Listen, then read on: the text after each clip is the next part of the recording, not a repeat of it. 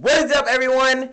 It's your boy, the Geekish Gamer, and welcome to the Geekish Gamer Show. Today we're doing another segment on my channel to call Everything You Need to Know. I talk about everything you need to know on the latest video games, pop culture titles, or anything in particular. Today we're doing everything you need to know about the game that you see right here, Agents of Mayhem. Now, Agents of Mayhem is an upcoming open-world action-adventure game set in the Saints Row universe. The game's plot revolves around an organization named acronymically, that's a word, Mayhem, founded by Persephone Brimstone, and founded by the Ultor Corporation. I think this may have been in Saints Row 2, so it revolves around the universe like I said before. Now, your goal is to stop terrorist organizations such as Legion from destroying the world's nations. The game also takes place in a futuristic version of Seoul, South Korea. The player controls 3 players at a time, with the ability to switch between them at will. Now, in this game, there are 12 total agents to choose from, each with their own unique playstyle and abilities. Now, as you do in single player, you'll only be playing as one person, depending with your squad. Now, with your squad, you can also take and call the shots as well. So when you're playing as this person, you're calling the shots with your own squad as well. So don't forget about you having to lead. Now, there are a lot of different specialties that your own character can use. In this game, they're effective with different ranges and their own special abilities and mayhem abilities as well, which are tied into their personalities. You can also choose which missions to send them on. You can also choose which ones you want to swap out depending on the ability and the perks for each character.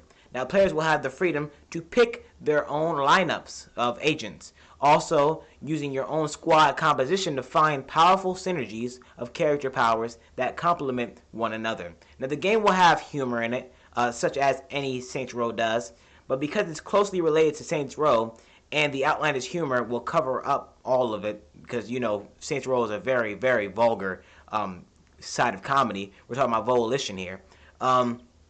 It will cover up the context and ground soft of the silliness. So that means there's no dildo weapons like in Saints Row 3, and there's no naked runarounds like in the old Saints Row. Now, the art style is based off comic books and cartoons. Now, a little bit of the comments that I heard from this game, because, you know, I can only do a little bit of it because the game hasn't came out yet, so I can only give you what I've been hearing from the game and what I've tied up and everything that I know from the game. So, it hasn't even been released yet. So there's comments that I've heard about it. And the comments are something saying that it seems like Saints Row set into the future, which is kind of true because it has the Saints Row universe in it, so it grabs that away into it. The game looks like a PG, so it means like a PG version of Saints Row. Hopefully you can customize the characters. I really hope that as well. That would piss me off if you can't customize the characters.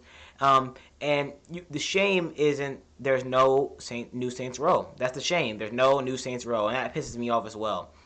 Now, my opinions, Volition. That's all I gotta talk about here. Volition, the developers here. Volition is a company designed for humor in video games with the Saints Row franchise with it. Now, I'm sad they're not making Saints Row 5 and putting this BS game on the map, which pisses me off, but you do what you gotta do in gaming. I really hope that they come around to making Saints Row 5 instead of this mop-up of a game, but I guess you have to deal with it when the time comes to go.